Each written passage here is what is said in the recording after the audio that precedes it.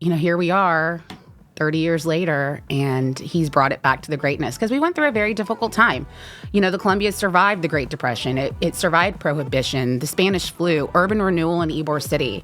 And then after my grandfather passed, we realized we hadn't paid sales tax. My father almost went to jail. But he and many people told him, he had bankers tell him, just declare bankruptcy. It's over. Give up. And he's like, I'm not going to give up. He's a fighter. They thought for sure he was going to offer them pennies on the dollar. And he said, no, I'm going to pay you back every single penny I owe you. And he did.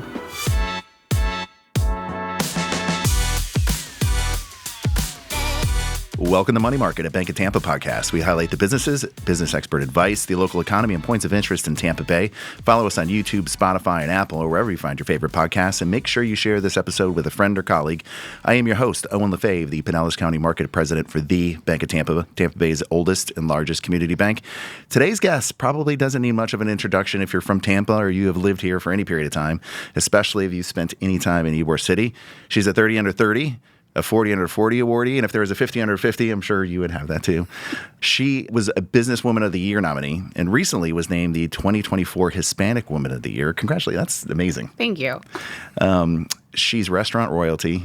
Her official title is like fifth generation caretaker. If that's what you want to go with. That's what I want to get it right, of the Columbia Restaurant Group. So Andrea Gonzmart Williams, thank you for joining us on Money Market. I am so excited to be here with you today. We're also talking about accounting principles today for restaurant groups. Then you should have asked my CFO in, Christy Farnell. No, I'm teasing you. I do want to know if you can flamenco. I actually did take flamenco lessons, and I did my debut when I was about 12 years old. I danced twice. Okay. And then for whatever reason, I just stopped. No? I do own castanets. You do? Yeah. Not from when you were 12, though. Yeah, they're the original. I mean, castanets kind of don't go bad. Okay. All right. That's true. They actually have little castanet holders that they're super cute, very appropriate for cold weather. Yeah. Would have been perfect for today. Yes. So it's a cold day today.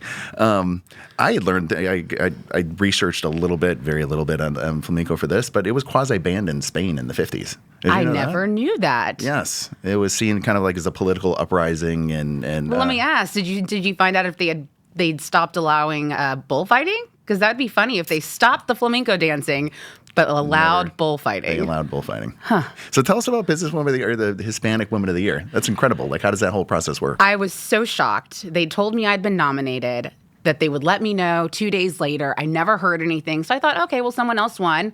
That's okay. I'm like, there's probably so many more deserving people.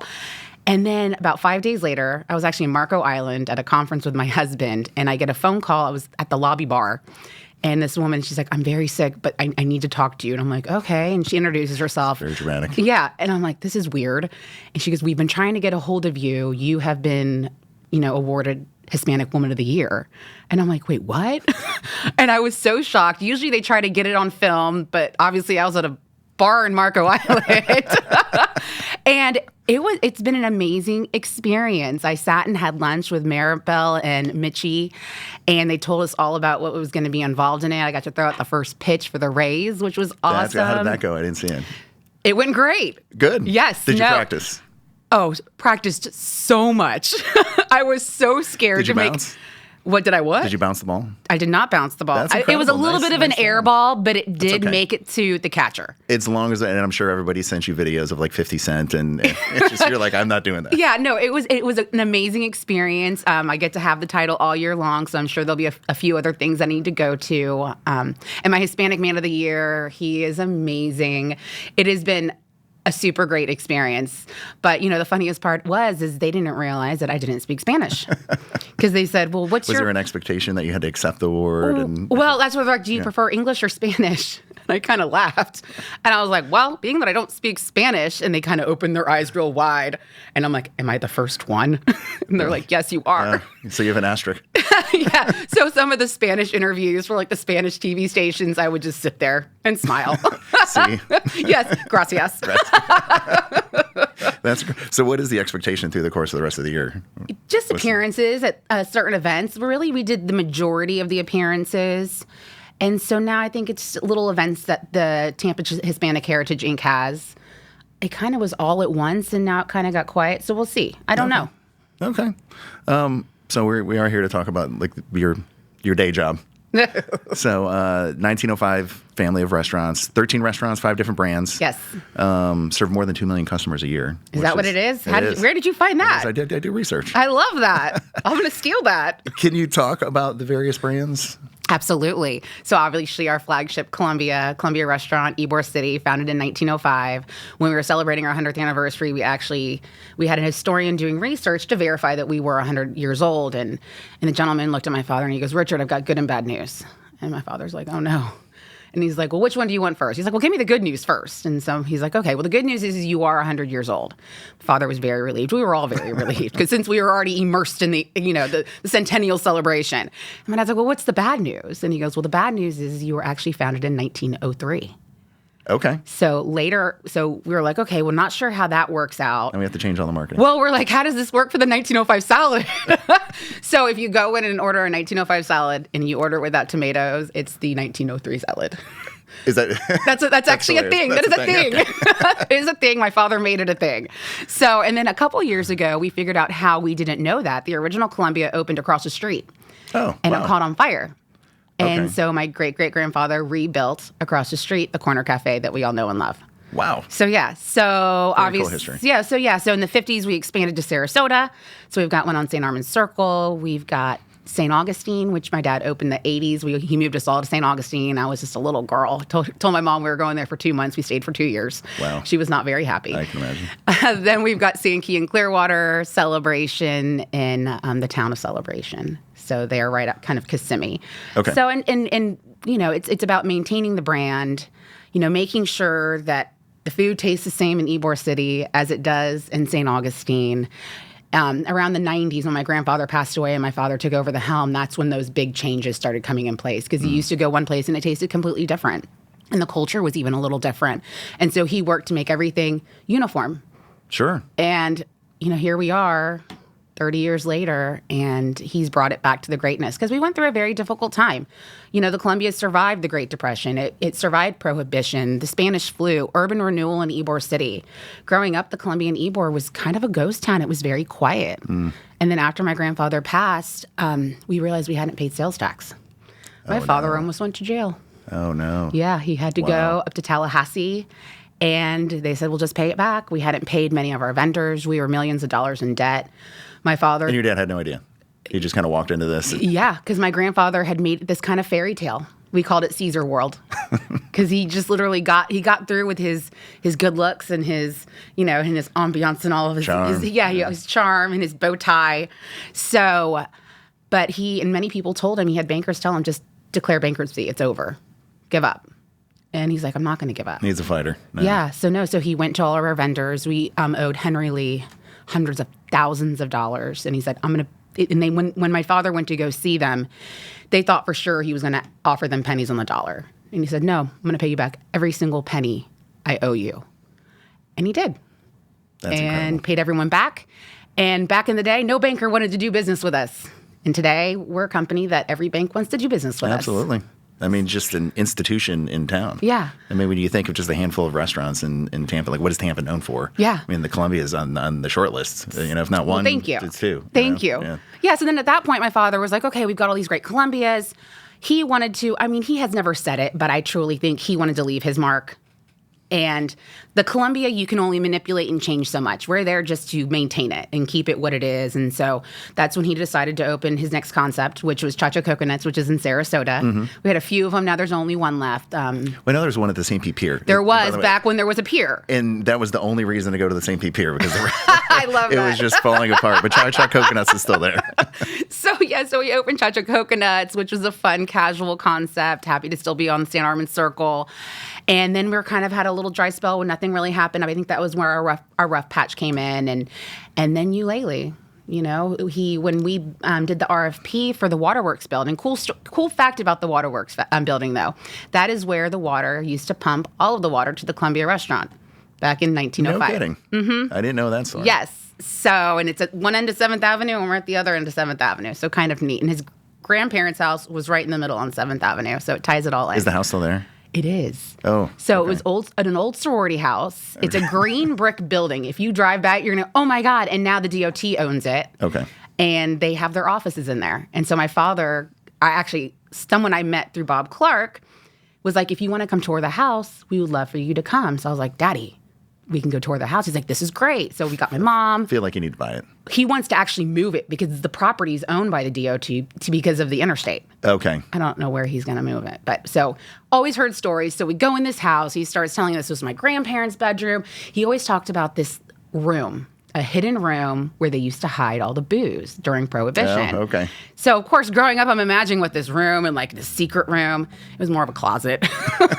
It was like so disappointing. And I think he was a little disappointed because when you're little, everything seems a little bit bigger. Stories. Yeah. So super neat. But back to Ulele. When we did the RFP, we didn't really know what we were going to do with it. Everyone thought my father was crazy. I was on board. I'm like, let's do it. I don't know what we're doing, but let's do it. Came up with a few different ideas. And one day, and this was before the spring was exposed, he was sitting there along the river with his 2 German shepherds. He's a very spiritual man. Anyone who knows him knows that. And he was praying to my grandparents and praying to God and trying to figure out, asking for guidance whether he should do it or not. And up out of the water came a little manatee nose. And he's like, okay, that's my sign. We're doing this. We're going to do this. And then that's when he learned about the story of Princess Ulele. So my grandmother growing up, I called her Lele, L-E-L-E. And so he thought Ulele kind of tied it in, was his sign. And that's when Ulele was born. Now, so a lot of people will say that's really the story of Pocahontas. They're two different people. 2 different people. Okay, Come on, Owen. Very similar. I'm not sure where Pocahontas was based out of, but this was here in Tampa. Okay, fair enough. Yeah. All right, we'll go with it. We'll go with it. So do you experiment then with the other restaurants? And then so you keep Columbia. I guess part of my question is it's amazing for over 100. I mean, we're coming on 120 years. That Columbia has just been very traditional, incredible food, but very traditional. Typically in the restaurant world, you have to adapt and like rebuild and become something else every 5, maybe 10 years. But Columbia just... People come back to the Columbia because of the consistency. And, we have opportunities within the Columbia to do fun things. We'll do things through specials. So before we opened Casa Santo Stefano, we were running some of the specials there to kind of test it on the market, see what people thought. We also have wine dinners. And in the 120th anniversary, we're going to be doing hopefully a wine dinner every month. And we allow our chefs to experiment with different menu items so people can see the Columbia is more than just Cuban and Spanish food. Okay. So, and when you come to a banquet, you don't have to just eat the roast pork. We've got lots of other options. Okay. But it's the consistency. People rely on, there's people who come in, every time I come eat a palomilla, and every time they eat a palomilla. And bless their hearts, or I love the 1905 salad. People would be devastated if we changed the 1905 salad. Yes. Yeah, I agree. No, absolutely. Even though supposedly there used to be celery in it. Oh, I want to bring the celery back. Really? I'm not sure. I love celery in a salad. My father would kill me. We can come up with another name for it. The 1906 salad. Yeah, exactly. I did have my favorites and staples. I mean, I would only order like 3 things. And what are those? 1905 salad. Okay. The palomilla steak. And then or a Cuban sandwich. Okay, those are good ones. So I'm grateful for the Bob Clark luncheon, though. However, because there's people on either side of me that order different things, and I'll see, and so it gives you ideas. Let me order that. I can't pronounce it. I'm a gringo. I don't know what that says, but it looks good, so I'm having that. What happened to Goody Goody? What happened to Goody Goody? It makes me so sad. Yeah. Actually, it was a lot harder than I thought it was going to be for me. It had been a decision that we had been pondering over for quite some time. Going into our lease at Goody Goody, my father knew we were probably paying too much because you're at Hyde Park. I mean, that's prime location. Mm-hmm. And we were selling $6 burgers. Right. And so, and then on top of the cost of labor and, increasing, food cost increasing. Through the roof, yes. Through the roof. Insurance increasing. It was one of those things that we had to do it to just, for the better of the company. It is... And I talked to so many people. What about Goody Goody? You guys were so busy. I like a $28 average check. Right. It's you can't do it. I mean, and for me, I would love to see it come back. Maybe someplace that's makes more sense for it. Okay. I have in my mind where I would like to see it. Okay. So there's a possibility it'll be resuscitated. If it's up to me, it will be. Okay. We'd be foolish not to do it. I mean, we have all the recipes. All the work that went into rebuilding. The food is great. Yeah. The concept is great. Families loved it. My father, one of the many reasons that he opened it up was because he loves breakfast. And he's like, there's nowhere to get breakfast. There's not anymore. Yeah, it's tough. There's a few places. Like the other day, someone was like, let's meet for breakfast. And I'm like, well, I don't know. Where? I'm like, Goody Goody's gone. I don't know where we're going to go. But and you tell me. I mean, so I don't know, like Patches. I think, the Tropicana's gone. Yeah. Right. That was like one of those Ybor establishments. That's where everybody had breakfast. Mm-hmm. West Tampa Sandwich Shop. Otherwise, you have First Watch, which is great. Yeah, there's good places. Village Inn, they're good, but not kind of. But Tampa. not those Tampa iconic spots. Yes. So I would like to see. Goody Goody will be coming back. Okay. Good. I hope so. Yeah. I did have the opportunity to eat at the Goody Goody on Florida Avenue.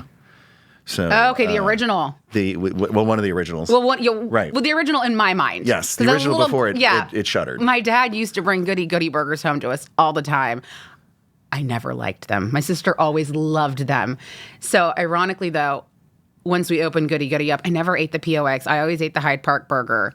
But now that we're carrying the burgers at the History Center, I've probably eaten more POXs than I ever ate in the whole time that Goody Goody was open. If it is the same recipe, I feel like it's different. And maybe it's just the atmosphere, because I remember going there in Florida Avenue. And so I went a handful of times. The movie The Punisher.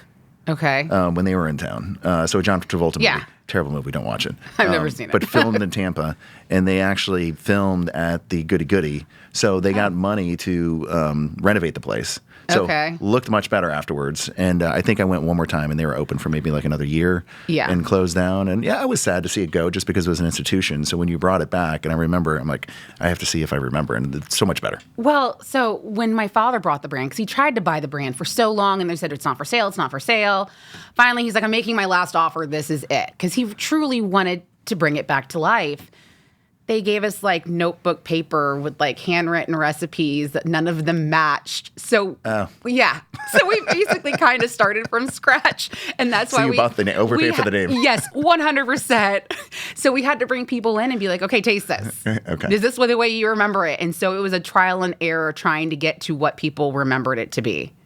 I remember your dad talking about some kind of pie. Well, the butterscotch pie. The butterscotch pie, yes. So the woman who used to make the pies, she was still alive. So we're like, okay, come in and teach us how to make your pies. And when she made the butterscotch pie the way she used to make it, everyone was like, it's too sweet. It's too sweet. So we had to redo that recipe. Okay. So it would meet people's standards. Did she know that? And every now and then we would bring hers back, because there are people, like my sister loved the original one. Okay. So, but a lot of people never knew that. I would like to think she crossed over and thought we were using all of her original pie recipes. I had wanted to try just to say that I did, but I'm not a dessert person. I'm not either. I'm more of an apple pie, but I could do that. Yeah. Ice cream. All day long. Yes. Yeah. I would do that once or twice a year. So, your dad's working on the Buccaneer? Is that happening? That's going to be another. Is that another Ulele? No. So after COVID happened, because before COVID, we were like, Buccaneer, we acquired the land. So maybe a little bit because there's history to that. Yes, there is history. So the Buccaneer Inn, you're not going to like how the story ends. Oh, no. Okay. The Buccaneer Inn, it was one of my grandparents' favorite places. My father actually found a newspaper article, a clipping from like the 60s or the 50s of them sitting there, and my grandparents are in there, and my father's in the picture. And so he acquired this land in Longboat. It was a great deal for real estate, in quotations. And so he's like, I'm going to bring it back. We all thought it was great. We worked on plans.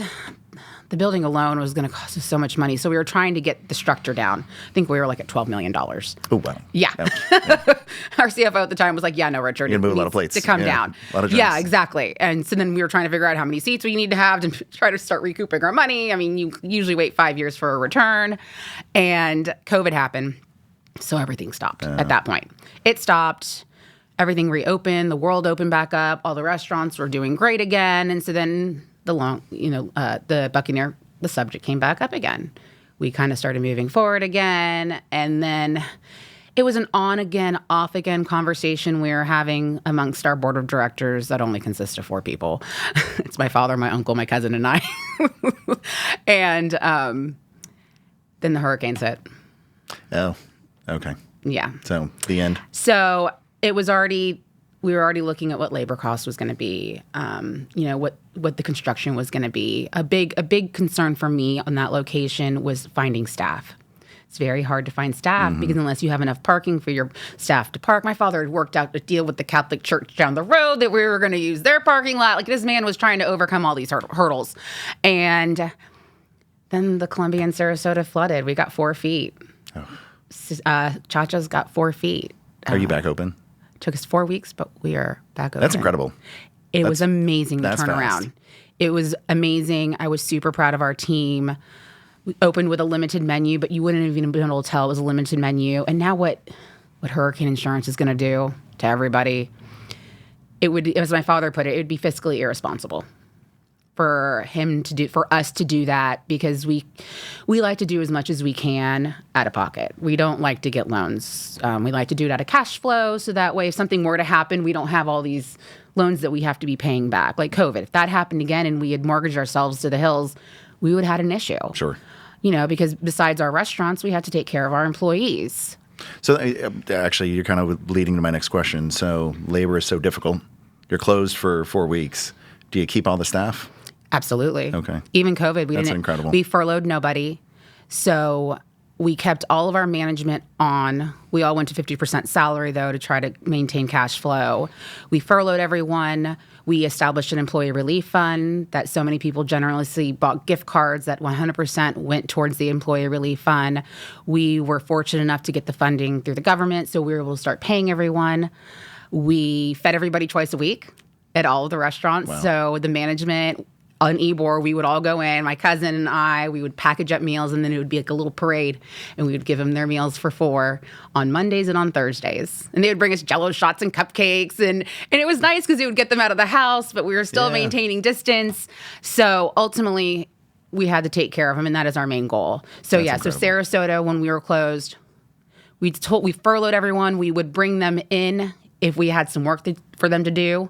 All the management stayed on. And we promised them we would open up as soon as we could. We did take care of them financially for a couple weeks.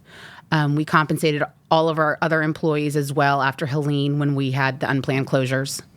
So That's amazing. And it takes a blow to the bottom line. Sure. But it's a testament to who we are, our employees. Well, I see the tears in your eyes. I mean, Our employees are family. That's amazing. Yeah. So speaking of family, I mean, you're a 5th generation caretaker, and I was teasing before this. You don't want to be the undertaker. No. Be the caretaker. And it also reminds me of whenever. So being in banking, I mean, we'll oftentimes come across the company that's 2nd, 3rd generation. I had a credit officer, so Chuck Forrest, if you watch this, shout out to Chuck, who is a friend, but would drive me crazy because I'm like, it's 3rd generation. And he's like, they're that much closer to failure. It's true. It's scary. Because it's very rare for some, a company to last 100 years with the same ownership. What pressure comes along with being the caretaker? So much pressure. My father always joked that he didn't want to be the one to mess it up. And he did the exact opposite. He made the company amazing and better than it ever has been.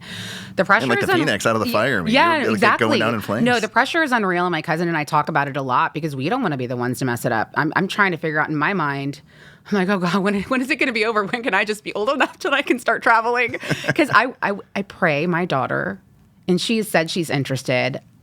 She wants to be involved. Okay. But then there's that question of, because you see with each generation, they want to work less and less. Yeah. So I don't know if she's got what it takes, and I hope she never hears this. But, she's young. When I graduated from USF, I was working 12-hour shifts. I started at the Sand Key location as assistant manager. Then I was at the Pier location, and I would open at 8 a.m. so my GM didn't have to do the opening shift and stay super late, but I was still there until 10 o'clock some nights. But I loved it. And that's what I'm hoping, if she does it, that she'll love it. I mean, she's a people person just like I am. But it's definitely something my father says, if you ever count your hours, you're in the wrong business. Completely. Yeah. Yes. So, but it's maintaining, because my father's traveling more and more these days. He's in Spain right now. And it's his way of giving us a little bit of space. Because when he's here, he can't let go. I mean, for a while, he was claiming he was going to retire. Now he said he's never going to retire, and he's just going to step away. At least he's being real. But he's kind of testing us, and that's good. Yes.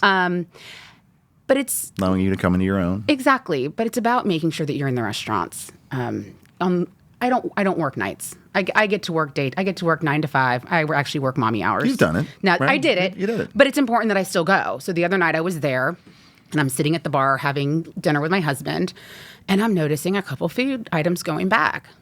And I asked the bartender, Gigi, I was like, what's going on? She goes, the food's coming out cold. Oh. And I was like, well, so then I'm starting to watch the servers coming out, and all the food's coming out without covers on it.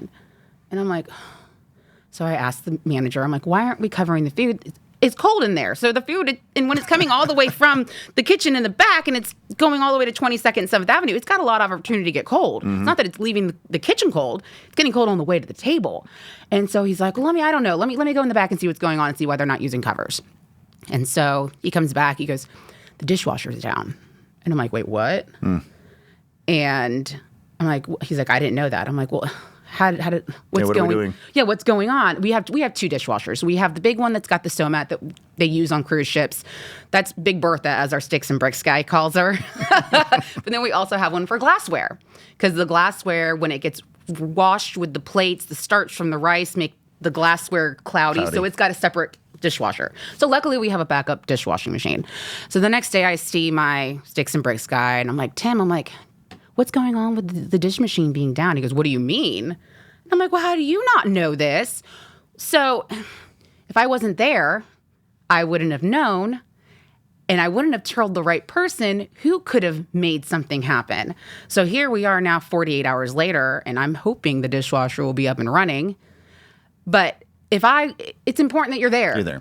To see things and to question things. Because if you don't, you can't just assume people are going to do the right thing and make the right decisions. So that's only one restaurant. You have 13. Yeah, I know.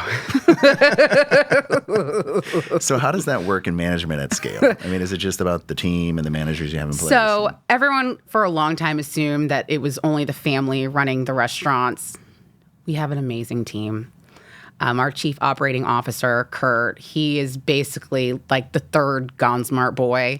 My daughter calls him Uncle Kurt. He does his rounds, goes to the restaurants regularly. We have general managers in all of our locations. Many of them have been us decades at this point. My cousin also does a great job at going around and visiting all the restaurants. But without the team, you can't do it. Right. Because you can't be in St. Augustine and be in Ybor at the same time.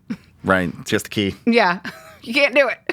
Was there ever a point in time you thought you wanted to do something else? I mean, I know your dad will tell stories, and you tell stories about like running around when you were 10 and you were hostess when you were 17. My father never applied the pressure. He always wanted me to do whatever I wanted to do. When I went to USF, I honestly had no idea what I was going to do. And I was kind of looking at my sorority sisters. I was like, well, you're going to be a teacher. Maybe I'll be a teacher. And I was like, I don't think I like kids enough. And then I was like, well, you're going to be a nurse. I'm like, yeah, I definitely can't do that. And, and so it started coming down to it. And I was like, well, I'm going to do business. Business was a safe, degree. And I would have been a fool to do something different. And ultimately, the plan was for me to work outside the company. My father and I discussed it at length. I think my junior year of college, and he's like, I think it'd be good for you to get some experience. Go get experience somewhere else. And I'm like, I think it's a great idea. Let's do it. I graduated, and we kind of looked at each other, and I was like, I don't want to go anywhere else. And it wasn't for sentimental reasons. I didn't want to waste my time learning someone else's concept when I wanted to learn more about my own. I mean, I grew up in it. I was a hostess. I was a cashier back when there used to be a cashier booth, but I didn't really know how to be a manager. And I knew our food, but I didn't know our food. And that's when I was like, I want to be in the kitchen. And my dad's like, oh, I love that. So I was like, okay. So they set up this whole training program. I was the first woman to ever work in the kitchen at the Columbia. No kidding. Yeah. Wow. Right. 2001 was when our new kitchen opened, which we still call new, but when you've been around for 120 years, it's new. And I loved the kitchen. I love to cook. And so I was like, Daddy, what am I going to get paid? I was like so excited. I got a college degree, and I forget what it was, but I was like, wait, what? And I was like, Daddy, I've got a college degree. And he's like, you're a cook. Yeah. And he's like, Andrea, I can't pay you more than the man cooking next to you who's worked for me for 20 years. Oh, hard to swallow, but absolutely. And I was great like, lesson. Oh no. Yes. I shut up real quick. So I did my 6 weeks in the kitchen, loved it. And then I was like, so what kind of opportunities are there in management? I think I still started at like 28,000. But it was a great lesson to learn, without a doubt. Well, he made you work for it. also. Always. Right? And if anything, I always had to work a little bit harder than everybody else because everyone thought I was there only because I was the owner's daughter. Right. And that's why I was the one who said, I will work the 8 a.m., till whenever I have to go home shift. I needed to prove myself. Do you still feel like all these years later that you're proving yourself? I think at this point, people know who I am and what I'm about. Yeah. Every now we do have new people, and I kind of do love to share with them. I started at San Keith, and I went to St. Pete. I was in the kitchen. I worked in Celebration. I would do that drive. Did that for a long time. So I did it. And if they ever need me, and I still will be in the restaurants. So when we opened Goody Goody, I was there for 4 weeks, not a day off, because I needed to be there. Granted, once my CEO told me I could have the day off, I never went back. I was like, maybe they won't notice. It's job abandonment. So, but whenever they need me, I'll be wherever they need me. I love to work alongside all of my managers, whatever the demand is or whatever the need is. So what would you say are like your tenets of leadership? My what? Tenets. Like, what's your leadership philosophy? You have to lead by example, 100%. You can't tell them they have to work the hours if you're not willing to work the hours. Mm-hmm. My father, he says one of his favorite things is doing dishes. There's many stories where the dishwasher went down and he would be back there till 2 a.m. doing dishes. And I would do that if I needed to do it. So, I think that's the most important one. Okay. What about your defining principles?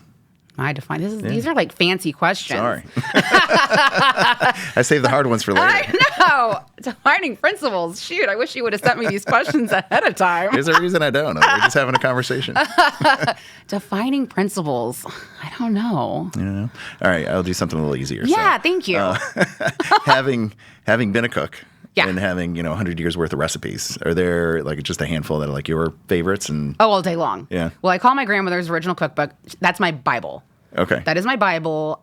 If you look through it, I have little notes because I joke that some of her recipes, like she kind of purposefully, like the joke is everything's cooked for 20 minutes at 350 degrees. That's not true. Just to throw you off so you could have so I'm like 400 degrees, 45 minutes. But the stories are still great, so that does not discount the cookbook. Right.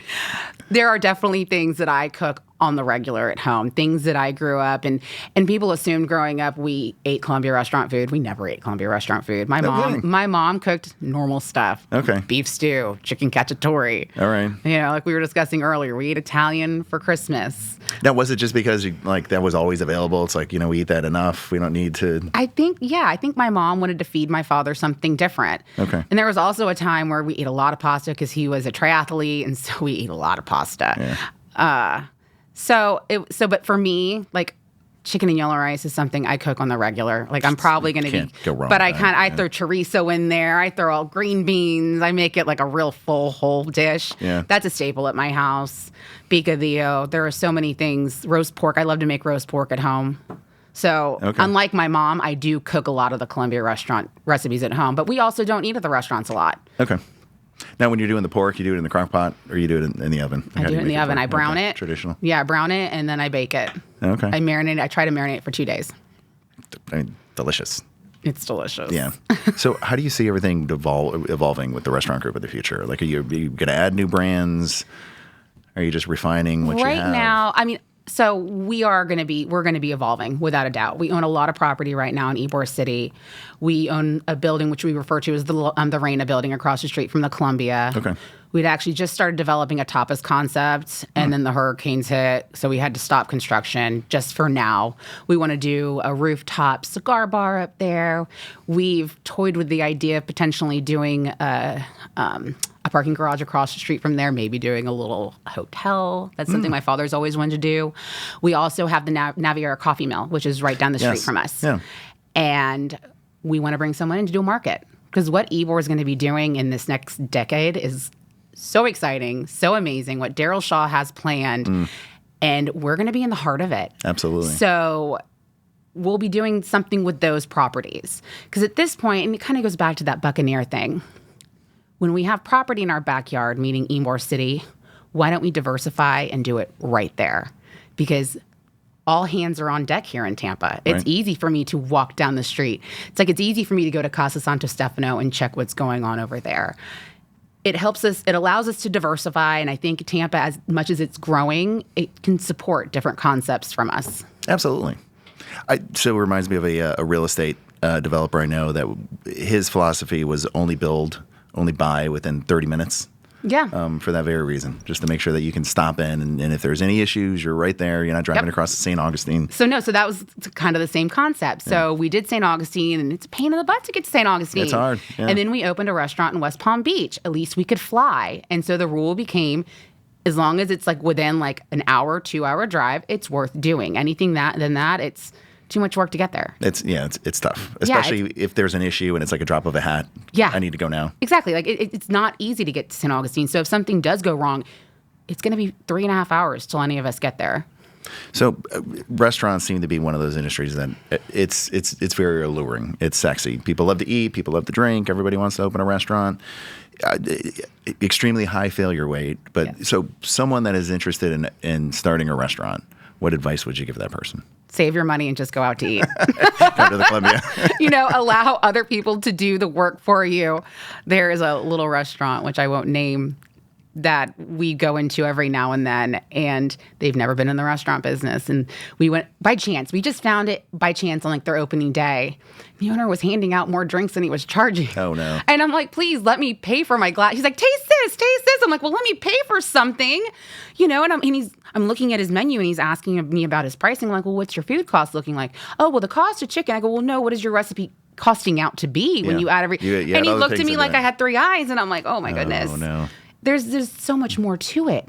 You've got to look at your food costs. You've got to look at your liquor costs and your wine costs, and you can't be giving everything away. I mean, because yes, that's what makes it glamorous, because then you're the rock star and you're handing out drinks to everyone and everyone loves you. But at the end of the month, it's not looking too good. No, you still have to remain open. Yes, exactly. Yes. You still need to pay your employees and pay all that other stuff. So how often do people come to you for advice? Not very often. No, not really. Okay. I think every now and then. I think they go to my father more so right now. I get other calls about advice, which now the fact that people are even asking me for advice, it makes me feel old. It means you've been successful. Yes, I'm still learning. I'm still a work in progress. We all are. You ask your dad, he'd probably say the same thing. Well, I appreciate that. I would appreciate that. So you were talking about your dad's legacy. Mm-hmm. So what do you want your legacy to be? Fast forward. I honestly, at this point, my legacy, I would love to see us develop all the property that we do have in Ybor City. I would love that. When I say I'm excited about Ybor, I've been involved in Ybor for so long on a different level, not just a personal level, yes. but with Ybor Chamber. And I've seen it go its ups and downs, and the bars in the 90s, and then when the bars now that we're trying to get the bars out, and you see the businesses moving in and the residentials moving in. I'm excited to be a part of that. But honestly, my biggest goal is just to get to the 6th generation. A lot of pressure on your daughter. I know. Her nieces and nephews. So my sister's got 4 kids, but none of them want to do it. Oh. So okay. There's time. Yeah. Yeah. Her eldest was like, well, he had dropped out of college for a hot minute. And he's like, Ani, because they call me Ani. He's like, I think I'm going to come work for Pop Pop. And I'm like, well, baby, you're not allowed to work for Pop Pop unless you have a college degree. Mm. And he looked at me and was just like, he's like, are you kidding me? I'm like, no. I'm like, just go to college. Like, your parents want to pay for everything. They want to give you an education. Just do it. And he went back. He's graduated. So he's the one, maybe. He's trying something different. He's out in Salt Lake City right now, living his best life. Very different. Yeah. The thing is, he went to school here in Florida. And so he's like, I wanted to go meet new people. Because going to college was basically a redo of high school, because all of his buddies were there. Sure. And so he's like, I'm going to go. Spread the wings. Yeah, he's out there skiing and working. And so I'm excited for him. Before we wrap up, I do want to acknowledge that you and your family have always been very giving. And you just recently donated $1 million to USF for the new stadium. Yes, I'm so excited. Incredible. Thank you, by the way, being a USF fan. I'm very appreciative. But, tell us about that. Like, So the really exciting part about that is, so when I started going to USF in 1997, that was the inaugural year of the football team. Yep, I was there. And if it goes as planned, and my daughter goes to USF, like she says she's going to be, it'll be the inaugural year of the stadium. That's amazing. Oh my God. Like, it gives me goosebumps. But to be able to give back to USF, they are such an economic engine for our city. What they bring and who they attract, there's no better institution to give money to. No, and they have great marketing, but I think we could tell the story better. And so thank you for for sharing with that. And I love how your family has all these, the tidbits about, the water from the spring going directly to the restaurant, your grandparents. It's all about the story. Them having the picture in the Buccaneer. It's really incredible. Anything else you want to add before we wrap up? No, this has been great. No, this is a lot of fun. Thank you. Yeah. Thank you for doing this. My pleasure. If people want to connect with you, where would you direct them to? I guess they can email me. You want to direct them to the website? No. Honestly, if someone does want to connect with me, Andrea G at crg1905.com. Best place to get me. It's out there. And if I don't respond after like a week, email me again. Okay. Yeah, we know you're busy. So, Andrea, thanks for coming on Money Market. Thank you, Owen. If you have a question or future show idea or would like to be a sponsor, you can send us a message at moneymarket@bankoftampa.com or find us on LinkedIn, X, Facebook, and on Instagram at Bank of Tampa and online at bankoftampa.com. Thanks for tuning in. Thanks for subscribing, and we'll see you around in the Money Market.